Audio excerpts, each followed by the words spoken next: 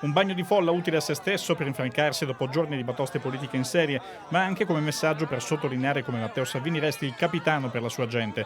Alla festa della Lega di Conselve nel Padovano, ormai ex vice premier, la sua prima uscita ufficiale dopo la caduta del governo con il Movimento 5 Stelle, si è goduto applausi e citamenti, ha criticato la maggioranza che starebbe nascendo fra gli ex partner pentastellati e il Partito Democratico. Noi abbiamo mollato la poltrona perché c'era un governo fermo, ma non per far rientrare dalla finestra i Renzi e le Boschi che gli italiani hanno buttato fuori la porta. L'unica cosa seria da fare è sciogliere le Camere e andare al voto. E il decreto sicurezza bis? Perché pare che ho già visto che lo vogliono cancellare, ma Di Maio deve ma ragazzi, ma vi rendete conto che sono giorni che PD e 5 Stelle si stanno prendendo a schiaffi sulle poltrone? Non vanno d'accordo ancora prima di cominciare, quindi si voti.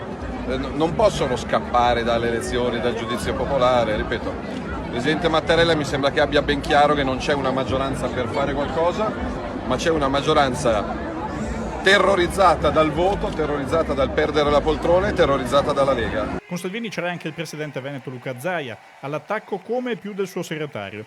Da qui alle prossime elezioni ha detto: voglio un popolo pancia a terra, vi aspetto tutti in strada pronti a fare la rivoluzione. Così il governatore ha arringato la folla, subendo poi vivaci critiche per i toni giudicati eccessivi, ad esempio dal senatore del Partito Democratico Davide Faraone, che sottolineava come un governatore e un ministro dell'interno dovrebbero sapersi contenere nelle affermazioni.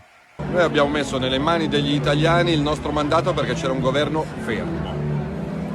Se qualcuno pensa che serva all'Italia il governo dei no, dei ricatti e delle poltrone, secondo me non fa un buon servizio al Paese. Noi siamo tranquilli, la Lega non è nata per occupare poltrone, per perdere tempo.